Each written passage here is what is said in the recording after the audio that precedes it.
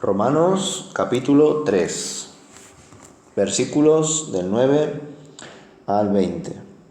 La universalidad del pecado. Todos somos pecadores. Escribe Pablo a partir del versículo 9. Ahora bien, ¿llegamos a la conclusión de que los judíos somos mejores que los demás? Para nada. Tal como acabamos de demostrar, todos, sean judíos o gentiles, están bajo el poder del pecado. Como dicen las Escrituras, no hay ni un solo justo, ni siquiera uno. Nadie es realmente sabio, nadie busca a Dios. Todos se desviaron, todos se volvieron inútiles. No hay ni uno que haga lo bueno, ni uno solo. Lo que hablan es repugnante, como el mal olor de una tumba abierta. Su lengua está llena de mentiras. Veneno de serpientes gotea de sus labios. Su boca está llena de maldición y amargura. Se apresuran a matar. Siempre hay destrucción y sufrimiento en sus caminos. No saben dónde encontrar paz. No tienen temor de Dios en absoluto.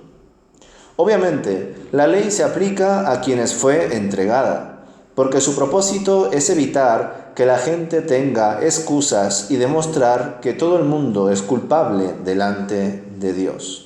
Pues nadie llegará jamás a ser justo ante Dios por hacer lo que la ley manda. La ley sencillamente nos muestra lo pecadores que somos. Pues hasta aquí leemos en el día de hoy. El apóstol Pablo nos muestra en esta sección cómo nadie se salva. Esa es la conclusión o el titular de esta sección, ¿verdad? Cómo ni los judíos ni los gentiles han podido escapar al pecado y no ha habido ni una sola persona justa por sí misma. Y en verdad el texto pues va más allá, haciendo alusión además, según nuestras referencias, a varias citas que se encuentran en el libro de los Salmos. Algunas veces de forma más literal y en otras de forma más conceptual, como es el caso del versículo 11, donde otra forma de decirlo es que el necio dice en su corazón, no hay Dios. Y es por eso por lo que no hay sabiduría, porque nadie por sí mismo busca a Dios, al menos al Dios de verdad, y no al Dios que nosotros mismos a veces queremos crear y creer con el fin de justificarnos. Porque cuando no hay Dios, pues empezamos a crear dioses. Y el más fácil por crear, pues es uno mismo, ¿verdad? El idolatrarse a uno mismo. Pero hay algunos que les gusta más bien crear una macedonia de deidades, o de una sola deidad, o de creencias, supersticiones, cualquier tipo de expresión espiritual, con tal de no reconocer a Dios. Todo es a veces como una forma de proyectarse, como una forma de encontrar algún tipo de sentido u orden en la vida, cuando ya existe el Dios que hace todo eso, el Dios que se revela a través de la creación, el Dios que nos ha puesto la conciencia, el Dios que ha dado la ley, el Dios también que ha dado el Evangelio, ¿verdad? Pero como hay personas que no quieren escuchar el Evangelio, rechazan la ley, no hacen caso a la conciencia, tampoco quieren ver a un creador detrás de la creación, pues empiezan a creer en otros dioses que crean. Por eso dice el necio en su corazón, no hay Dios. Ciertamente cuando Pablo escribe en el versículo 12 que no hay nadie bueno, ni siquiera uno, no está exagerando y tampoco está considerando al Señor Jesús, evidentemente. Aunque es cierto que el propio Jesús llegó a decir también que por qué le llamaban maestro bueno, ¿os acordáis? Que solo hay uno bueno, y ese es Dios. Y con esto él no estaba dando a entender que fuese malo o que no fuese del todo bueno, sino que lo que estaba diciendo lo decía en calidad de hijo. Por supuesto que Jesús, siendo Dios, era bueno, pero él era consciente de que se estaba relacionando no solamente como Dios, sino también como humano. Por eso, cuando se acercaron a él, pues un poco, ¿verdad?, animando a su vanidad, aunque él por supuesto él no lo tenía, decía, maestro bueno, ¿por qué me llamas bueno si solamente hay uno bueno y ese es Dios? Dicho esto, creo que cada vez ha quedado más claro en las exposiciones bíblicas que ser bueno en un sentido absoluto es imposible para el ser humano. El ser humano por sí mismo no puede ser bueno, que aún el que es creyente le cuesta cumplir con lo que se le ha enseñado para ser bueno o para hacer el bien. No obstante, cierto es que muchas personas realizan acciones buenas, que esa es la diferencia. Nadie es bueno, pero hay varias personas, incluso no creyentes, que pueden realizar acciones buenas. El mismo Jesús incluso habla así, ¿no? Si vuestros padres, que son pues evidentemente pecadores, realizan acciones buenas con vosotros, los hijos, cuánto más vuestro Padre que está en los cielos. El mismo Jesús muestra que eso es así, que en efecto, pues la gente en general puede realizar acciones buenas, pero eso no significa que sean buenos. No les hace ser buenos en el sentido que lo está expresando Pablo aquí en Romanos capítulo 3. A mí personalmente, en este asunto de diferenciar lo que es ser bueno con lo que significa hacer lo bueno, me ayudó bastante en mi tiempo en la Universidad de la Complutense de Madrid, cuando estaba estudiando filosofía, el pensamiento de Immanuel Kant. Pues él distinguía entre lo que es para uno mismo y lo que es en sí mismo. Es decir, no es lo mismo lo que es bueno para mí a lo que es bueno en sí mismo, como tal. Y claro, ¿quién puede conocer o determinar lo que es bueno en sí y no lo que es bueno para mí, o para ti, o para nosotros, o para vosotros? ¿Verdad? ¿Quién puede hacer ese ejercicio? Ningún humano podría hacerlo. Pues con el simple hecho de intentarlo, ya estaría construyendo una definición de lo que es bueno para sí, o para nosotros. Que se puede coordinar, por supuesto, con más personas y formar una definición más global, más universal, pero sigue siendo un acercamiento subjetivo para esa sociedad. Pensadlo, pensad una sociedad, un mundo sin Dios, aunque en gran parte ya es así, ¿verdad? Un mundo donde la mayoría vive a espaldas de Dios y por tanto no hay un bien en sí mismo. No hay unas normas que han caído del cielo, por llamarlo así. No hay nada bueno como tal, sino que nosotros realizamos, como diría Rousseau también, un contrato social. Nosotros fundamentamos un documento, un orden, unas leyes, y a partir de ahí nos regimos. Y eso puede funcionar en medio de una sociedad que ha pactado cumplir esas normas. Pero si nos movemos en otras culturas, en otras sociedades, es posible que eso no sea exactamente igual. Un ejemplo muy simple que lo vemos en las noticias creo que cada semana. En algunos lugares, en algunos países más orientales, en algunos casos de contextos judíos, otros contextos musulmanes, ¿verdad? Vemos cómo, por lo general, al menos en el contexto más ortodoxo, más conservador, ellos tienden a casarse muy pronto. Incluso para nosotros sería algo ilegal porque se casan lo que para nosotros sería pues siendo menores. Pero para ellos no lo son. Para ellos ya son adultos. Pues ahí vemos, por ejemplo, cómo hay una variación de lo que para nosotros es bueno y lo que para ellos es bueno. ¿Quién determina qué es lo bueno para todos? Pues con Dios es fácil. Pero cuando quitamos a Dios de la ecuación, surgen las imposiciones entre nosotros. Por supuesto, desde nuestra perspectiva, estaría esa idea de luchar y de enseñar a esos países, a esas familias, a esas culturas, que casarse a esas edades es malo. Pero es que para ellos es bueno y más bien lo que nosotros hacemos es malo. O sus formas de administrar la familia. Para nosotros podrían ser, por ejemplo, expresiones muy antiguas, arcaicas, incluso machistas, por ejemplo. Pero para ellos lo que nosotros practicamos es el otro extremo, ¿verdad? Y ahí vemos ese contraste en medio de las sociedades, porque cada uno establece su contrato, su orden, sus leyes, sus costumbres, porque están reflexionando en lo que es bueno para ellos. En definitiva, un acercamiento subjetivo. Entonces, ¿qué hacemos con este problema del conocimiento? Pues es justamente lo que sucede en medio de las investigaciones de diferentes disciplinas también. Lo que sucede es que buscan estudiar el medio, el entorno, el objeto a tratar, sin generar ninguna influencia sobre él. Pero en el mismo acto de investigarlo, lo están generando, aunque sea en un grado menor, como el biólogo o el zoólogo que al intentar investigar y documentar un ecosistema o una especie concreta, está alterando el medio que pretende estudiar con su misma presencia. De hecho, esto es un problema para la investigación, pero que se usa como una variable en medio de esa investigación, ¿verdad? Porque es que si no sería imposible. Pero claro, a la hora de investigar un ecosistema donde hay diferentes especies, nuestro olor, nuestra presencia, nuestra basura que dejamos, afecta a ese ecosistema. Pero ¿cómo podríamos estudiar ese ecosistema sin estar ahí? Pues por ahora es imposible.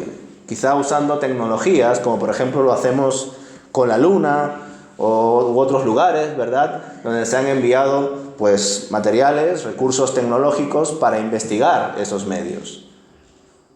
Pero hasta ahora esa paradoja ha surgido en medio de la investigación. ¿Cómo puedo determinar un lugar sin estar yo allí, sin implicarme con ese lugar? Por consiguiente, ¿cuál sería la solución ante ese problema? ¿Quién puede conocer las cosas tal y como son en sí mismas, lo que es bueno en sí y no lo que es bueno para cada uno? ¿Cómo podemos saber que la realidad es realmente como la vemos y no es de otra forma? No sé si esto alguna vez lo habéis pensado, porque es muy egocéntrico, muy antropocentrista el pensar que la realidad, el mundo que nos rodea, es tal y como lo pensamos, tal y como lo vemos, ¿verdad? ¿Cómo vería la realidad una mosca? ¿Lo vería como nosotros lo vemos?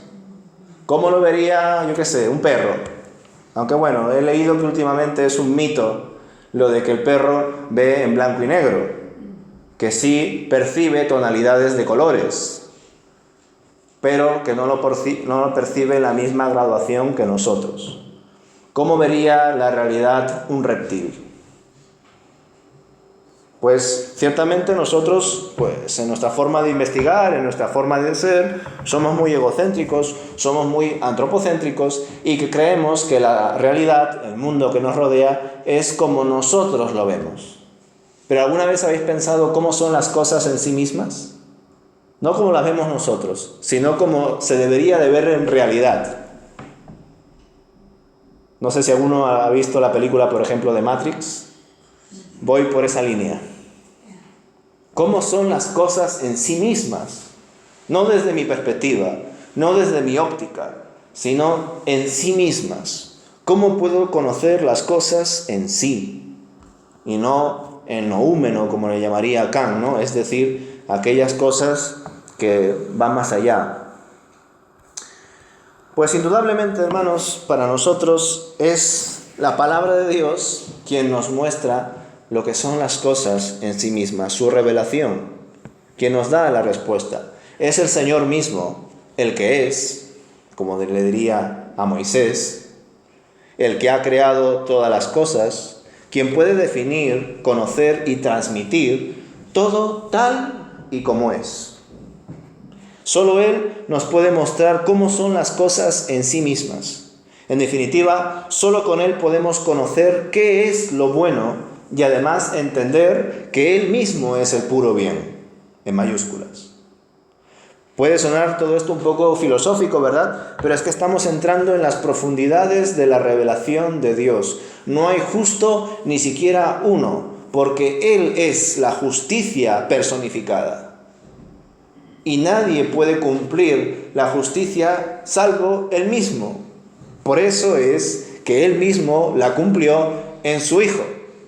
Ningún ser humano lo podía cumplir. Era imposible para nosotros, pero para Dios es posible. Su Espíritu nos lo muestra a través de Pablo, aquí claramente, ¿verdad?, que no hay nadie bueno. Pues en efecto, no hay nadie que por sí mismo quiera conocer a Dios. Nadie es realmente sabio, nadie busca a Dios. Todos se desviaron, todos se volvieron inútiles. No hay ni uno que haga lo bueno, ni uno solo. Y claro, nadie conoce a Dios porque nadie lo busca.